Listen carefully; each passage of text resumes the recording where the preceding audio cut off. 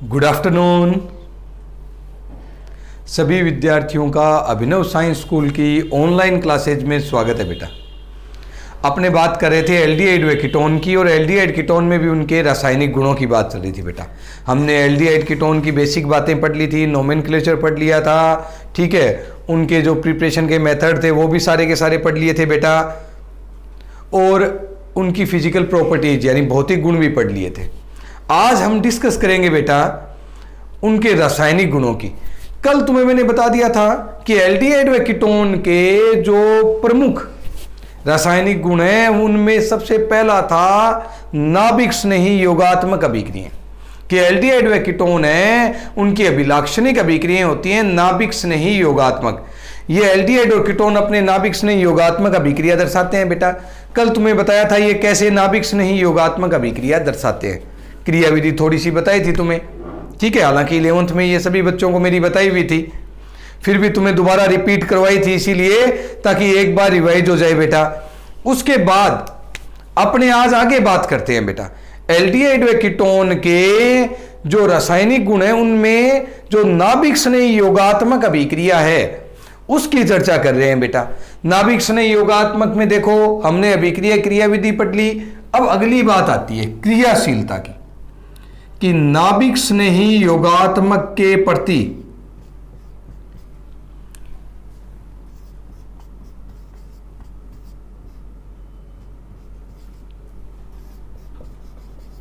क्रियाशीलता क्या क्या क्रम होता है।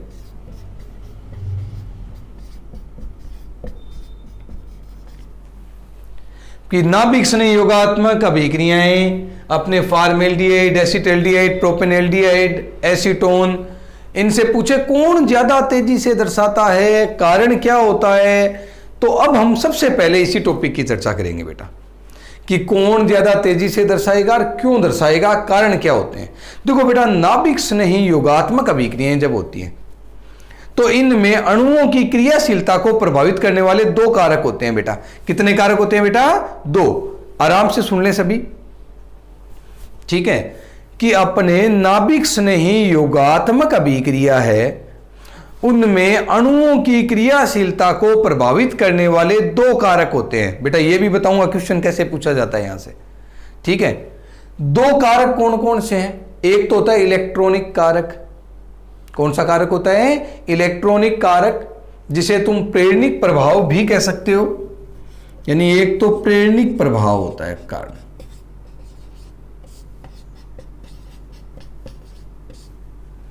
आई इफेक्ट, याद आ रहे हैं ना भाई सभी को? इंड्यूस्ड इफेक्ट ये तुम्हारे प्रेरणिक प्रभाव, ठीक है। दूसरा होता है त्रिविमीय बाधा।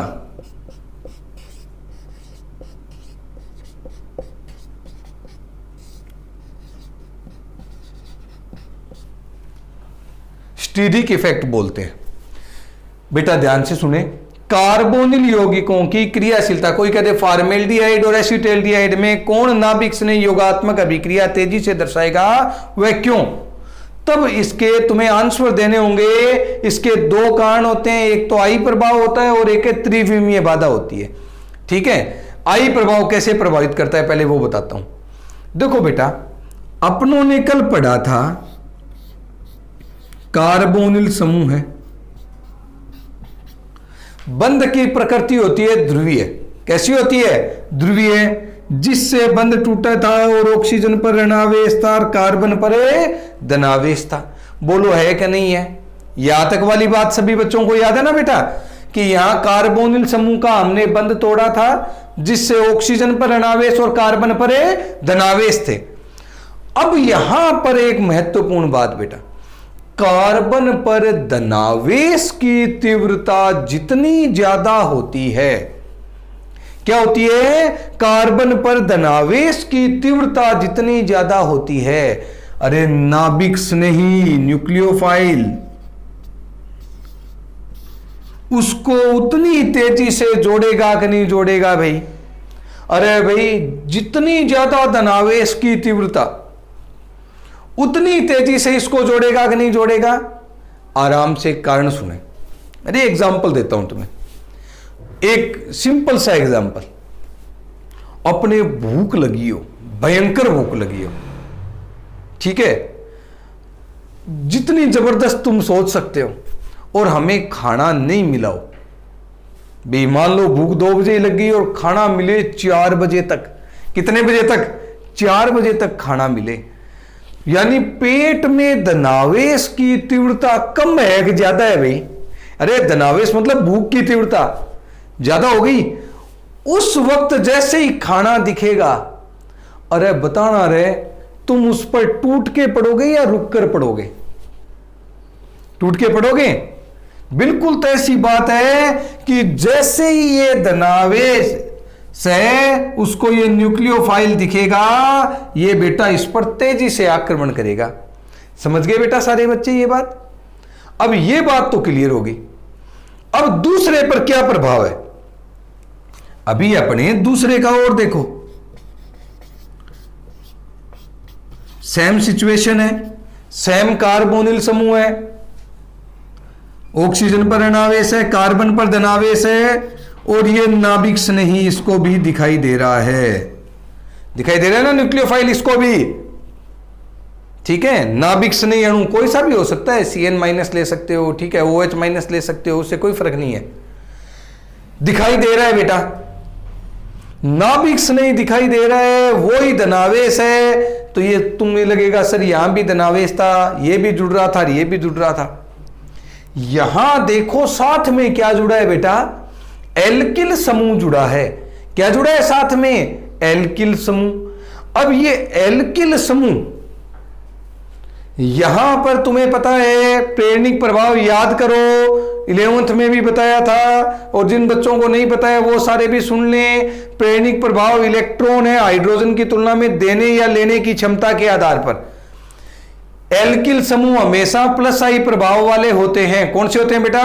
प्लस आई इफेक्ट वाले, यानी ये इलेक्ट्रॉन डोनर होते हैं, ठीक है, यानी इलेक्ट्रॉन देने वाले होते हैं। तो ये एल्किल समूह यहां इलेक्ट्रॉन देगा बेटा, और जैसे ही यहां इलेक्ट्रॉन देगा, बताओ धनावेश की तीव्रता बढ़ गई कि घट गई? अरे भाई तुम्हें तेज भूख लगी है, एक मित्र तुम्हारे पास बैठा है और वो मित्र तुम्हें 2 लड्डू खिला दे, तो तुम्हारे धनावेश की तीव्रता घट जानी है। अरे एक तो भयंकर भूख लगी हो, कुछ भी नहीं खाया हो, ठीक है, 1-2 लड्डू खाए हो, अरे कुछ तो आत्मा को शांति मिलती है। यहां वही कारण है बेटा, जैसे ही एल्किल समूह है यहां जुड़ेगा, ये यहां कार्बन को इलेक्ट्रॉन देगा, और यहां इलेक्ट्रॉन मिलने से कार्बन पर धनावेश की तीव्रता कम हो जाती है। अरे धनावेश की तीव्रता कम हो गई, अरे फिर तुम न्यूक्लियोफाइल से जुड़ने की, यानी ये कार्बन न्यूक्लियोफाइल से जुड़ने की कोई जल्दी करेगा क्या? अरे भाई कोई जल्दी करेगा क्या? नहीं करेगा ना बेटा, नहीं करेगा। इसका मतलब इसकी क्रियाशीलता घट गई। क्या हो गई? इसकी क्रियाशीलता घट गई। अब जैसे जितना बड़ा अणु ले लें, मान लो ये ले लेता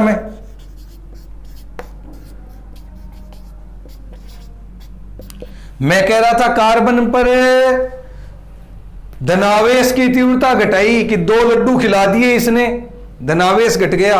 अरे एल्किल समूह 2 है, लड्डू खिलाने वाले ज्यादा हैं, यानी 4 खिला दिए, क्या सर भूखी आधी हो गई? अरे हो गई कि नहीं हो गई? यानी धनावेश की तीव्रता और घट गई, और घट गई तो यह नाभिक स्नेही के प्रति इसकी क्रियाशीलता और कम हो जाएगी, ठीक है बेटा।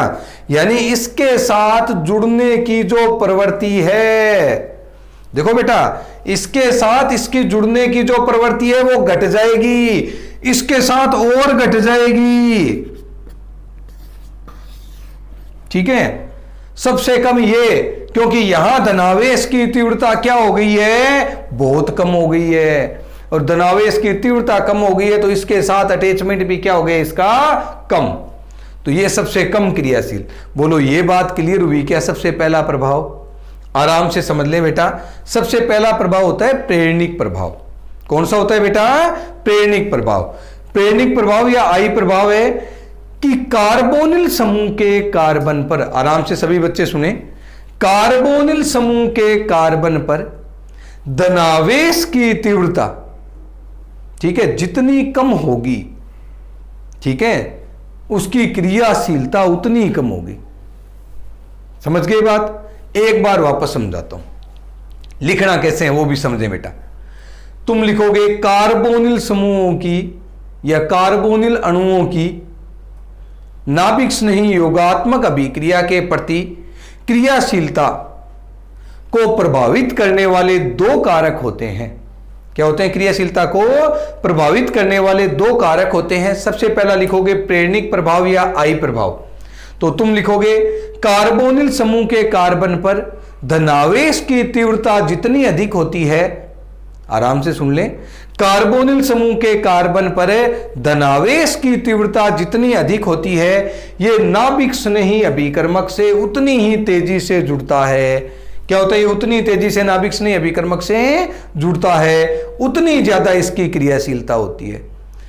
कार्बोनिल समूह के कार्बन पर धनावेश की तीव्रता जब घटती है तो इसकी नाभिक स्नेही अभिकर्मक के प्रति क्रियाशीलता भी घटती है। दोबारा सुन लेना, कार्बोनिल समूह के कार्बन पर जब धनावेश की तीव्रता घटती है तो इसकी नाभिक स्नेही अभिकर्मक के प्रति क्रियाशीलता भी घटती है। अब बताओगे साथ में नई लाइन से, एल्किल समूह प्लस आई प्रभाव वाले होते हैं। कौन से होते हैं बेटा? प्लस आई प्रभाव वाले होते हैं, यानी ये सभी समूह इलेक्ट्रॉन देने वाले होते हैं। और एल्किल समूह जब कार्बन से जुड़ेंगे तो वो धनावेश की तीव्रता को घटाएंगे। जैसे जैसे एल्किल समूहों की संख्या और आकार बढ़ते जाएंगे, वैसे वैसे कार्बोनिल समूह के कार्बन पर धनावेश की तीव्रता घटती जाएगी। याद रह जाएगी बेटा कि जैसे जैसे एल्किल समूहों की संख्या और उनका आकार बढ़ता जाएगा, ये कार्बन पर इलेक्ट्रॉन ज्यादा देंगे, जिससे धनावेश की तीव्रता घटती जाएगी। बोलो बेटा, ये बात क्लियर है सभी बच्चों के? ये क्लियर हो गई सभी बच्चों के? ठीक है। अब इसके बाद सुने, ये तो पहला प्रभाव हुआ है। दूसरा प्रभाव होता है त्रिविमीय बाधा। त्रिविमीय बाधा क्या होती है? देखो बेटा, त्रिविमीय बाधा शब्द से ही समझो कि आने वाले समूह को, जो पहले जुड़े समूह हैं, वो थोड़ा सा नए आने वाले समूह का प्रतिकर्षण करते हैं। मैंने तुम्हें एक एग्जांपल भी दिया था त्रिविमीय बाधा का कि एक बेंच पर तुम 3 बच्चे बैठे हो, एक चौथा बच्चा आकर बैठेगा, तो जो पहले से 3 बैठे हैं वो तुरंत उसका विरोध करते हैं। क्या करते हैं? वो तुरंत उसका विरोध करते हैं। वो कहते हैं अरे नहीं भी, जगह कम है, फंसेंगे, एक हाथ लगेगा, लिखा नहीं जाएगा। बोलो 100 बहाने होते हैं कि नहीं होते? होते हैं ना। क्यों विरोध करते हैं? ये जो विरोध है ना, उसे बोलते हैं त्रिविमीय बाधा। क्या बोलते हैं इसको? त्रिविमीय बाधा। अरे भाई विरोध तो तय सी बात है, 3 आराम से बैठे हैं, चौथा बैठेगा, थोड़ी तकलीफ होती है तो वो विरोध करते हैं। यहां अणुओं में भी वही बात लागू है कि जब भी देखो कार्बोनिल समूह, आराम से देखना बेटा, कार्बोनिल समूह sp2 संकृत अवस्था में है। कौन सी अवस्था में है? sp2 संकृत अवस्था में। कार्बन ऑक्सीजन, बंद कौन होता है? 120 डिग्री। कितना होता है भाई? sp2 संकरण है, बंद कोण 120 डिग्री होता है।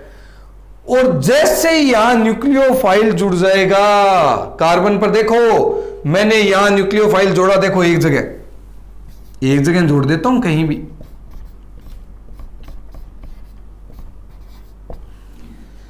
कार्बन का संकरण देखो बेटा, 1 2 3 4, कौन सा हो गया बेटा कार्बन का संकरण? कार्बन का संकरण हो गया sp3। कौन सा हो गया बेटा? sp3। देखो यहां sp2 संकरण था, न्यूक्लियोफाइल जुड़ते ही संकरण sp3 हो गया। sp3 संकरण होते ही बंद कौन होता है? 109 डिग्री 28 मिनट। याद आ रहा है कि नहीं आ रहा बेटा? ठीक है, sp3 संकरण है तो यहां बंद कोण 109 डिग्री 28 मिनट। sp2 था तब कितना था? 120 डिग्री। अब देखो ये बंद कोण घट रहा है। अरे भाई बंद कोण घट रहा है, समूह बढ़ रहे हैं, देखो एक और बढ़ गया ना। तो ये बाकी जो दोनों समूह हैं वो आने वाले समूह को प्रतिकर्षित करते हैं। क्या करते हैं? प्रतिकर्षित। अब देखो ये प्रतिकर्षित करने वाले समूह बेचारे छोटे हैं, तब तो देखो इनका कोई प्रभाव नहीं है। और अगर यही समूह बड़े हो जाएं, क्या हो जाए? यही समूह बड़े हो जाएं तो इनका प्रभाव हो जाता है। भाई आराम से समझ लेना, अगर यही समूह बड़े हो जाएं तो इनका प्रभाव हो जाता है। क्यों? अरे भाई तुम खुद सोच लो, एक तो तुम छोटे हो तब विरोध करो, एक तुम बड़े हो किसी चीज का विरोध करो, प्रभावी कब है? जब बड़े हो गए। तो यहां भी वही बात है बेटा, अरे यहां भी वही बात है, छोटे समूह है तो कोई विरोध नहीं है, न के बराबर। एल्किल समूह जैसे ही बड़े हो गए तो ये प्रभाव अधिक लगना शुरू हो जाता है। क्या लगना शुरू होता है? अधिक। तो अब सुने, तुम्हें लिखना क्या है बेटा त्रिविमीय बाधा वाले में? देखो तुम ये बताओगे कि कार्बोनिल समूह में कार्बन sp2 संकरित होता है जिससे बंध कोण 120 डिग्री होता है। जब न्यूक्लियोफाइल कार्बोनिल समूह के कार्बन से जुड़ता है तो कार्बन sp3 संकरित हो जाता है और बंध कोण 109 डिग्री 28 मिनट हो जाता है।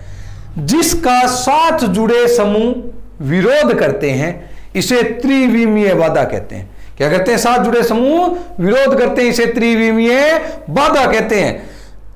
ये समूह जितने बड़े होंगे विरोध उतना ही अधिक होगा। क्या होगा? समूह जितने बड़े होंगे विरोध उतना ही अधिक होगा। बोलो, ध्यान में रख लोगे बेटा? गड़बड़ तो नहीं करोगे? कोई समस्या नहीं है? तो ये दो कारक हैं, ठीक है।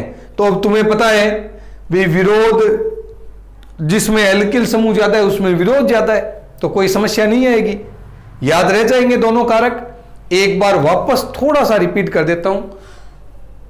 आई प्रभाव, भाई एल्किल समूह बढ़ेगा तो तय सी बात है धनावेश की तीव्रता घटेगी, इसलिए इसकी क्रियाशीलता घट जाती है। किसके प्रति? न्यूक्लियोफाइल के प्रति। त्रिविमीय बाधा, एल्किल समूह बढ़ेंगे आकार में तो आने वाले का विरोध ज्यादा करेंगे तो भी क्रियाशीलता घटती है। समझ गए बेटा? सरल। अब एग्जाम में क्या पूछा जाता है बेटा, तुम्हें बता देता हूं। जब एग्जाम में पूछे जाने की बात आती है,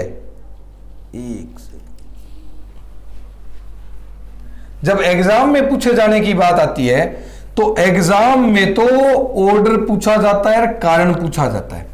देखो, अगर एग्जामिनर तुमसे सीधा और सरल प्रश्न पूछना चाहता है तब तो सीधा ऑर्डर पूछेगा कि हाँ भाई ऑर्डर बताओ, जैसे अपनों ने लिख रखा है ना कि ये लो भाई अपने इसका फटाफट ऑर्डर बताओ सारे बच्चे कि क्रियाशीलता किसकी अधिक होगी किसकी कम होगी। फटाफट देखो भाई, मैंने 4 लिख रखे हैं, अपने ऑर्डर से व्यवस्थित करो सारे बच्चे।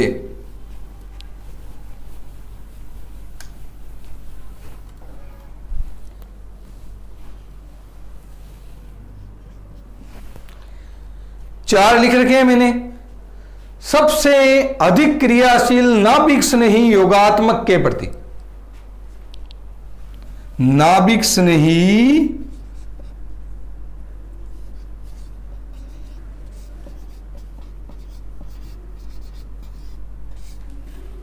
योगात्मक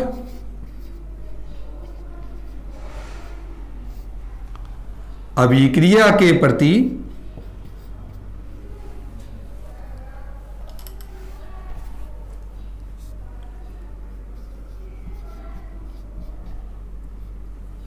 क्रियाशीलता है बेटा, ठीक है। नाभिक स्नेही योगात्मक अभिक्रिया के प्रति क्रियाशीलता का क्रम।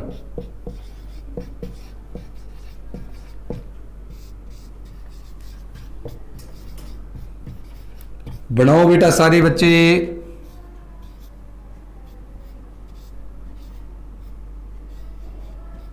ठीक है बेटा, नाभिक स्नेही योगात्मक अभिक्रिया के प्रति क्रियाशीलता का क्रम बनाना है बेटा। बना दिया? चलो अपने देखते हैं। देखो, सबसे पहले फॉर्मेल्डिहाइड और एसिटाल्डिहाइड में तुम्हें मैंने कहा था कार्बोनिल, दो कारक थे ना, कितने कारक थे? दो। कार्बोनिल समूह में कौन से कार्बन पर धनावेश की तीव्रता अधिक है भाई? एक नंबर में एक नहीं है, क्यों? कोई देने वाला नहीं है। दूसरा, यहां कोई त्रिविमीय बाधा नहीं डालेगा, दोनों छोटे हैं, यहां एक एल्किल समूह है, इसीलिए क्रियाशीलता किसकी ज्यादा? ये लो, फॉर्मेल्डिहाइड की। क्लियर है बात? आराम से समझ ले सभी बच्चे। तुमसे पूछा जाए फॉर्मेल्डिहाइड एसिटाल्डिहाइड में नाभिक स्नेही योगात्मक अभिक्रिया कौन दर्शाता है अधिक, व क्यों? तो तुम्हें बताना है फॉर्मेल्डिहाइड एसिटाल्डिहाइड से नाभिक स्नेही योगात्मक अभिक्रिया के प्रति क्रियाशीलता ज्यादा दर्शाता है। कारण होते हैं इसके, तुम्हें वो दोनों बताने हैं कि यहां के सबसे पहला कौन सा? प्रेरणिक प्रभाव, कि यहां इस कार्बोनिल के कार्बन पर धनावेश की तीव्रता अधिक है बेटा, ठीक है, इसकी तुलना में। दूसरा, यहां कोई त्रिविमीय बाधा नहीं है और यहां त्रिविमीय बाधा है, इन दो कारणों से इसकी क्रियाशीलता अधिक है। तो एक नंबर का प्रश्न एक तो बेटा कारण से बनता है, वो तुमसे सीधा पूछे फॉर्मेल्डिहाइड एसिटाल्डिहाइड में कौन नाभिक स्नेही योगात्मक अभिक्रियाएं अधिक दर्शाता है, वह क्यों? कारण सहित बताओ। दूसरा तरीका है कि ऑर्डर से पूछे, तो चाहे कारण इसमें पूछे, चाहे इन दोनों में पूछे, चाहे इनमें पूछे, हमेशा कारण वही रहना है।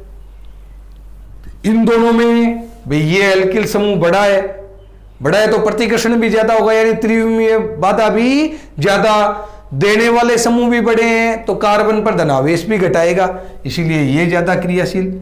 यहां दो हैं इसीलिए ये। तो ये ऑर्डर तुम्हारे सबसे पहले तो ये ऑर्डर है बेटा। फॉर्मेल्डिहाइड एसिटाल्डिहाइड से ज्यादा क्रियाशील, एसिटाल्डिहाइड तुम्हारे प्रोपेनॉल्डिहाइड से और प्रोपेनॉल्डिहाइड कीटोन से। क्लियर है बेटा? दूसरी बात जो तुम्हें समझनी है, आराम से समझ लेना, जो तुम्हें समझनी है, ऑर्डर पूछ ले एक तो ये बात क्लियर है। दूसरा, कारण से पूछ ले तो भाषा लिखनी पड़ेगी, वरना भाषा की जरूरत नहीं है। ऑर्डर पूछे ना तो कोई भाषा नहीं लिखनी, सिर्फ क्रम बनाना होता है। हाँ, भाषा कब लिखनी है? वो पूछे कारण सहित बताओ फॉर्मेल्डिहाइड एसिटाल्डिहाइड में कौन नाभिक स्नेही योगात्मक के प्रति क्रियाशीलता अधिक दर्शाता है, वह क्यों? उस वक्त कारण बताए जाते हैं। एक नंबर का बहुत बढ़िया कारण वाला क्वेश्चन है, याद रख लोगे? चलो, बड़ी खुशी की बात है। यह हो गई नाभिक स्नेही योगात्मक अभिक्रियाओं के प्रति क्रियाशीलता का क्रम। हां, एक चीज और है बेटा इसमें, इस क्रम में एक चीज और है तुम्हारे, वो और बताता हूं तुम्हें। देखो, एक पूछ लेते हैं कई बार,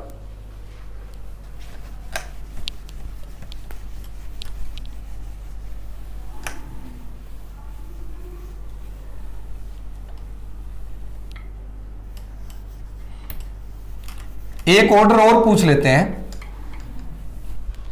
मान लो तुमसे पूछ लें एरोमेटिक एल्डिहाइड है और ये लो प्रोपेनॉल्डिहाइड है, ये दो लो। एरोमेटिक एल्डिहाइड और प्रोपेनॉल्डिहाइड है, यानी बेंजल्डिहाइड है और प्रोपेनॉल्डिहाइड है, दोनों में से नाभिक स्नेही योगात्मक अभिक्रिया कौन अधिक दर्शाएगा, वह क्यों? आराम से सोच लेना, दोनों कारण सोच लेना, विचार कर लेना, उसके बाद आंसर देना है बेटा, ठीक है?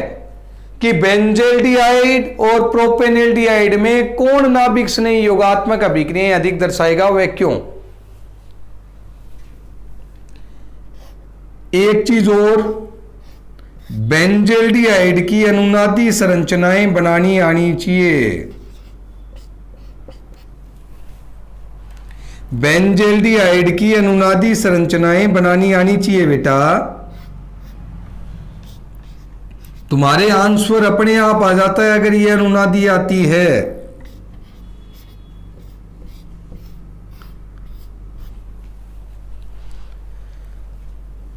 अरे भाई, ऑक्सीजन इलेक्ट्रॉन खींचेगा कि नहीं खींचेगा? खींचेगा तो ये कार्बन किससे खींचेगा? इससे, तभी बंध बनता है। यहां डबल बॉन्ड आ जाता है, ऑक्सीजन पर ऋणावेश और H, ठीक है, बंद चला गया, इलेक्ट्रॉन इसके लगे थे। याद आ रहा है कि नहीं आ रहा? ये फिर आगे जाएगा, डबल बॉन्ड, ठीक है, ये याद आते ही बॉन्ड यहाँ आ गया, धनावेश यहाँ, ये वैसा का वैसा, ये वापस आगे जाएगा।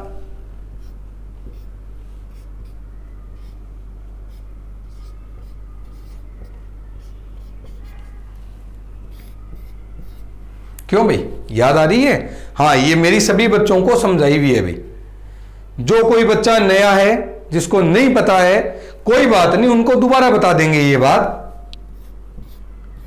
कोई विद्यार्थी नया है और उसको ये नहीं आती हैं, वो टेंशन ना ले भाई, उसको ये दोबारा बता देंगे, ठीक है।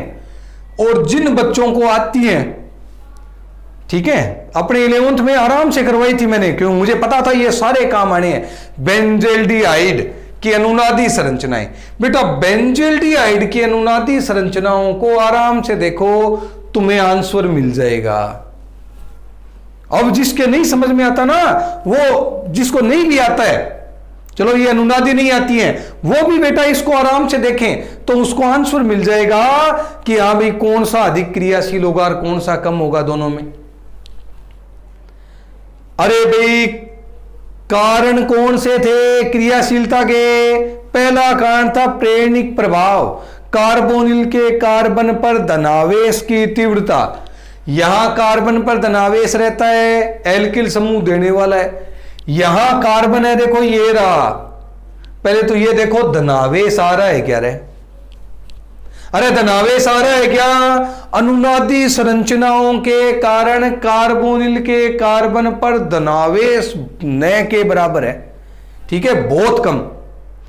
यही कारण होता है कि ये नाभिक स्नेही योगात्मक अभिक्रियाएं, आराम से समझना बेटा, यहां धनावेश न के बराबर है, इसीलिए ये नाभिक स्नेही योगात्मक अभिक्रियाएं बहुत कम दर्शाते हैं। क्या होते हैं? बहुत कम दर्शाते हैं। ये क्वेश्चन और बनता है कि एरोमेटिक यौगिक है या एरोमेटिक एल्डिहाइड या कीटोन है, वो तुम्हारे सामान्य एलिफेटिक एल्डिहाइड या कीटोनों की तुलना में नाभिक स्नेही योगात्मक अभिक्रियाएं कम क्यों दर्शाते हैं? तो तुम्हें बताना होता है, उनके अनुनादी संरचनाओं से स्पष्ट होता है कि उनके कार्बोनिल के कार्बन पर धनावेश की तीव्रता बहुत कम है, इसीलिए वो नाभिक स्नेही योगात्मक अभिक्रियाएं कम दर्शाते हैं। क्लियर है? चलो दोबारा बता देता हूं, घबराओ नहीं। कार्बोनिल के कार्बन पर एरोमेटिक यौगिकों में धनावेश बहुत कम है, यही कारण है कि ये नाभिक स्नेही योगात्मक अभिक्रियाएं बहुत कम दर्शाता है। समझ गए बेटा सारे के सारे? तो अब क्लियर है बात? ये तो पहला कारण। दूसरा, त्रिविमीय बाधा। देखो ये एल्किल समूह, ये एल्किल समूह, ये बड़े एल्किल समूह है तो बाधा ज्यादा लगती है। क्या होते हैं? बड़े एल्किल समूह है तो बाधा ज्यादा लगती है। यही कारण है कि ज्यादा क्रियाशील ये वाला है, ठीक है। तो एरोमेटिक की तुलना में एलिफेटिक वाले ज्यादा नाभिक स्नेही योगात्मक के प्रति क्रियाशील होंगे। समझ गए बेटा? याद रह जाएगा सभी को अनुनादी संरचनाएं। और अगर ये क्वेश्चन बोर्ड एग्जाम में कारण के साथ आता है, आया हुआ है बेटा, आता है, सीबीएसई में आया हुआ है, इसलिए तुम्हें बता रहा हूं, आता है, उस वक्त ध्यान रखना कि उस वक्त तुम्हें यह ध्यान रखना है बेटा कि ये बातें लिखनी है। पहले अनुनादी संरचनाएं बनानी है, फिर बताओगे कि इस कार्बोनिल के कार्बन, कौन से? बेंजल्डिहाइड के कार्बोनिल के कार्बन पर धनावेश की तीव्रता बहुत कम है, इसी कारण से ये नाभिक स्नेही योगात्मक के प्रति क्रियाशीलता कम दर्शाता है। दूसरा, इसका जो समूह है, कार्बोनिल के साथ जुड़ा समूह है, वो बड़ा समूह है, यानी आने वाले को ज्यादा प्रतिकर्षित करता है। क्लियर बेटा? अब एक ऑर्डर और पूछ लेता हूं नया। हाँ, ये बनाने हैं बेटा, ये क्वेश्चन भी लिखना है कि प्रोपेनएल्डिहाइड और बेंजल्डिहाइड में कौन नाभिक स्नेही योगात्मक अभिक्रियाएं अधिक दर्शाता है, वह क्यों? तो तुम ये बताओगे बेंजल्डिहाइड और प्रोपेनएल्डिहाइड में प्रोपेनएल्डिहाइड नाभिक स्नेही योगात्मक अभिक्रियाएं ज्यादा दर्शाता है, इसका कारण सबसे पहले अनुनादी संरचना बना के बताओगे कि इसमें कार्बोनिल के कार्बन पर धनावेश की तीव्रता कम है, तथा बड़ा एल, ये साथ जुड़ा समूह बड़ा एल्किल समूह है जो अधिक प्रतिकर्षण करता है। इन्हीं दो कारणों के कारण है प्रोपेन एल्डिहाइड अधिक क्रियाशील है। ठीक है बेटा। अब इसके बाद अगली बात,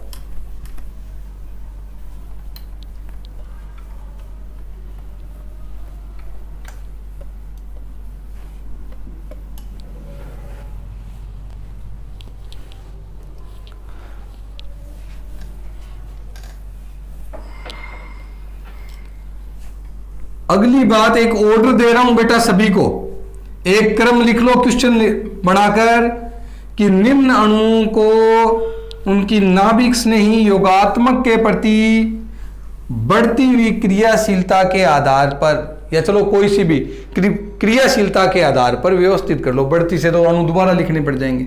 ये लो अणु दे देता हूं तुम्हें,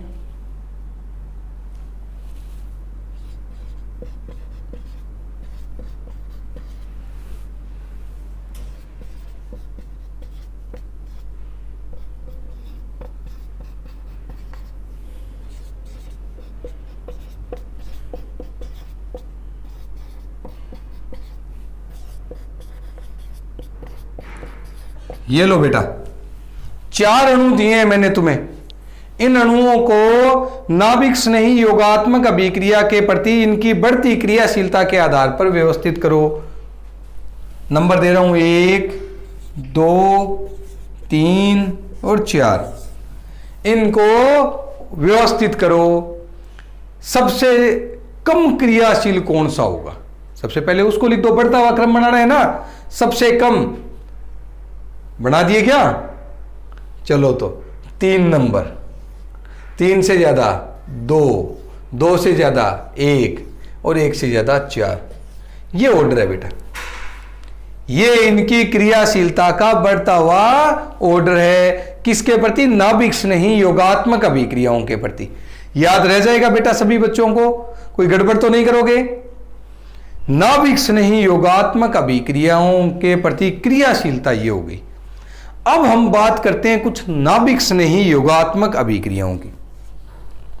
कई महत्वपूर्ण नाभिक स्नेही योगात्मक अभिक्रियाएं हैं, जिनमें से एक तो तुम्हारी पढ़ी हुई है क्रियाविधि में, हमने उसका उदाहरण लिया ही था ताकि तुम्हारे कोई समस्या ही नहीं है। बहुत ही सिंपल है। कार्बोनिल लिख लो, हेडिंग डाल लेना बेटा। 1 नंबर अभिक्रिया नाभिक स्नेही योगात्मक अभिक्रियाएं हैं, उनमें पहली अभिक्रिया पढ़ रहे हैं अब अपने।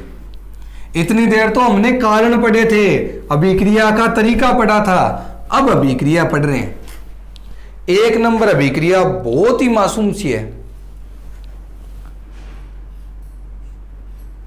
HCN से क्रिया।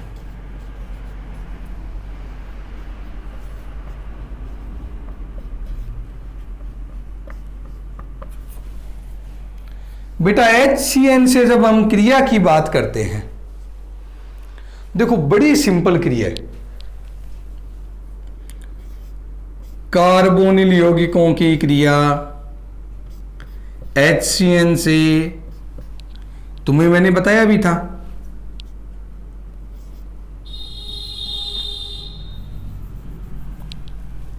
दोनों छोड़ दो अभी तो। योग करवाते हैं, कार्बन पर धनावेश, ऑक्सीजन पर ऋणावेश, H पर धनावेश, CN पर है ऋणावेश। अपने एग्जाम्पल भी यही लेते हैं ज्यादातर।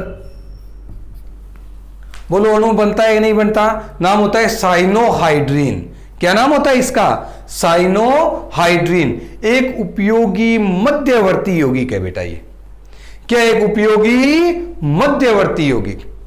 साइनोहाइड्रीन बनते हैं, चाहे एल्डिहाइड लें चाहे कीटोन लें, ये तुम्हारे पास साइनोहाइड्रीन बन गए। बोलो बेटा बने कि नहीं बने? अरे H और CN जुड़े कि नहीं जुड़े? हमने क्रियाविधि में देखी थी ये अभिक्रिया। तो अब ये साइनोहाइड्रीन तो बन गए, ये एक बहुत ही महत्वपूर्ण मध्यवर्ती है। मध्यवर्ती का मतलब समझते हो बेटा? जो अभिक्रियाओं के बीच में बनता है। क्या होता है? जो अभिक्रियाओं के बीच में बनता है। आराम से सुन लें सभी बच्चे, ये अभिक्रियाओं के बीच में बनता है, और बीच में बनता है इसका मतलब इससे कई प्रकार के उत्पाद बनाए जा सकते हैं।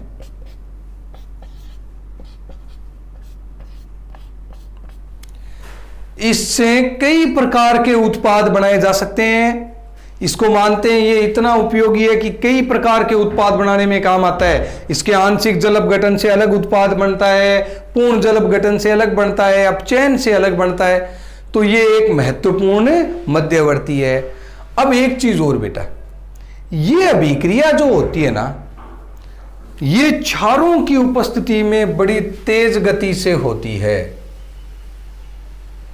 किसकी उपस्थिति में तेज गति से होती हैं? क्षारों की उपस्थिति में तेज गति से होती है। आराम से समझ लेना बेटी कि कार्बोनिल यौगिकों से जब अपने HCN से क्रिया कराते हैं, क्या बनते हैं? साइनोहाइड्रिन। यह क्रिया किसकी उपस्थिति में तेजी से होती है? क्षारों की उपस्थिति में तेजी से होती है। अब मध्यवर्ती होता है, यह बता दिया मैंने। अभिक्रिया तुम सबको आती है, इसमें तो कोई डाउट नहीं है। इस मध्यवर्ती से क्या क्या उत्पाद बनते हैं, थोड़ा सा हम वो और देख लेते हैं कि भाई मध्यवर्ती से अपने कौन कौन से प्रोडक्ट बन सकते हैं। जैसे देखो बेटा, आंशिक जल अपघटन,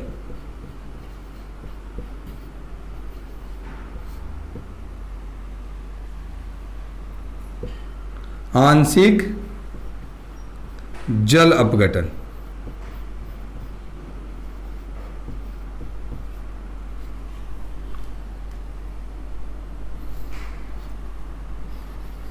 पूर्ण जल अपघटन,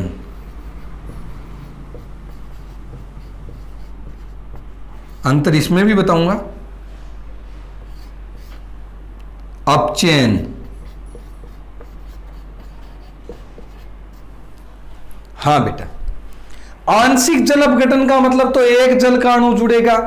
पूर्ण जल अपघटन का मतलब जहां तक जल अपघटन हो सकता है करवाते जाना है। अधिकांश से 2 अणु काम आते हैं, बता देता हूं, ठीक है। जहां तक चलता है वहां तक करवाना है, क्योंकि लास्ट प्रोडक्ट कहते हैं कि पूर्ण जल अपघटन से कार्बोक्सिलिक अम्ल तक आ जाता है, CN से। तो अपचयन करवाना है। अब देखो, सबसे पहले इस CN को बेटा तुम्हारे लिए अलग अलग बॉन्ड शो कर रहा हूं। इसके दिख रहा है सभी को? साइनोहाइड्रिन दिख रहा है ना? आंशिक जल अपघटन सबसे पहले, यानी एक जल का अणु जोड़ना है। किसका अणु जोड़ना है बेटा? एक जल का अणु। एक जोड़ के बता रहा हूं भाई, देखना, CH3 ऐसा ही है, C भी पड़ा है, H भी पड़ा है, OH भी है।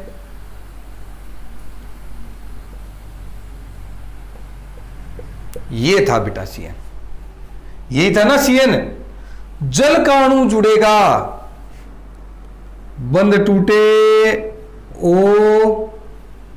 और दोनों H। क्या जुड़ा भाई?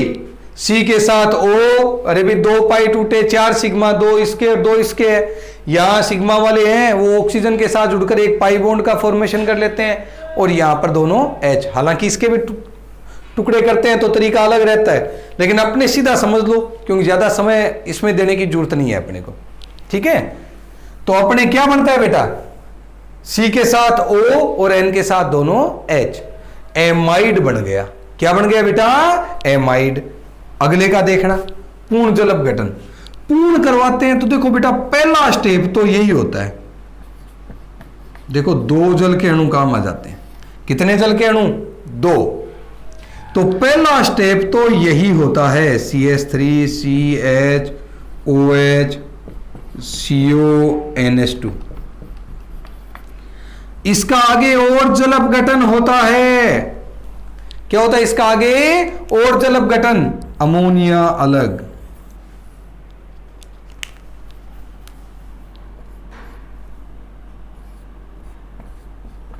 और तुम्हारे पास कार्बोक्सिलिक अम्ल बन जाते हैं।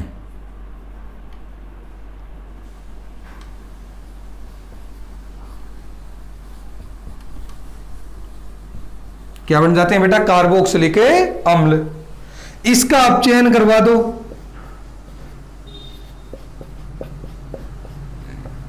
एथेनॉल व सोडियम, एथेनॉल व सोडियम, बुओ ब्लांक अपचायक बोलते हैं बेटा इसको। हाँ, नाम सुन लेना बेटा, बुओ ब्लांक अपचायक। इसकी उपस्थिति में जब आप चयन करवाते हैं, कोई और भी ले सकते हो, जरूरी नहीं है।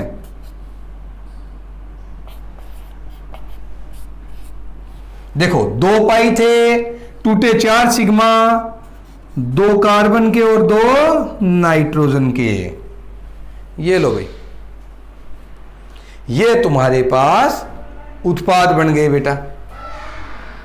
आराम से देख लो, ये तुम्हारे पास प्रोडक्ट बन गए कि आंशिक जल अपघटन से एमाइड, पूर्ण जल अपघटन से कार्बोक्सिलिक अम्ल, और अपचयन से तुम्हारे क्या बनते हैं?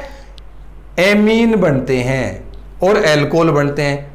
अरे एमीन एल्कोहल तो सभी में है ही, OH समूह, यानी एमिनो समूह भी बन गया और एल्कोहल वाला समूह भी बन गया। इन सब के नाम लिखने, क्या करना है बेटा तुम सबको? इन सब के नाम लिखने। पहले इस रिएक्शन को थोड़ा आराम से एक बार वापस समझ लो, अभी हुई नहीं है। कि अपने बात कर रहे थे कि कार्बोनिल यौगिकों की क्रिया जब HCN से करवाते हैं तो साइनोहाइड्रीन बना। साइनोहाइड्रीन बड़ा उपयोगी मध्यवर्ती है। इसका आंशिक जल अपघटन भी होता है, पूर्ण भी होता है और अपचयन भी होता है। आंशिक जल अपघटन से एमाइड बनते हैं, पूर्ण से तुम्हारे कार्बोक्सिलिक अम्ल बनते हैं। पहले स्टेप में तो वही एमाइड है, फिर कार्बोक्सिलिक अम्ल, और तुम्हारे अपचयन से क्या बनते हैं? एमिनो समूह, यानी एमीन। आई बात समझ में? सबके IUPAC नाम लिखने। ये तुम्हारा आज का काम होगा।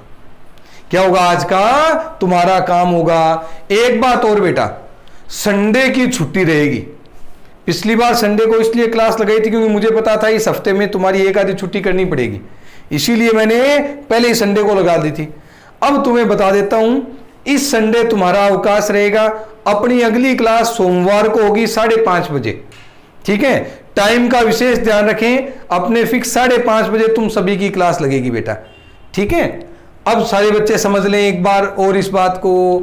साइनोहाइड्रीन के आंशिक जल अपघटन से एमाइड, पूर्ण से कार्बोक्सिलिक अम्ल, अपचयन से एमीन बनते हैं। सबका IUPAC नाम लिखना है। क्या लिखना है सबका? IUPAC नाम।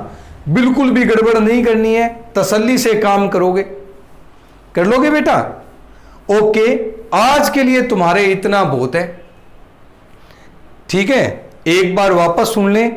आज तुमने क्रम पढ़े हैं कि भाई कार्बोनिल समूह है वो नाभिक स्नेह योगात्मक के प्रति कैसी अपनी क्रियाशीलता दर्शाएंगे। उसके बाद तुमने ये पढ़ा है कि भाई इसकी नाभिक स्नेह योगात्मक अभिक्रिया कौन सी है, एग्जाम्पल पढ़ा है। करवा दोगे ना सारे? कोई दिक्कत तो नहीं किसी बच्चे के? चलो आज इतना काम कराओगे। ओके बेटा, ठीक है बेटा।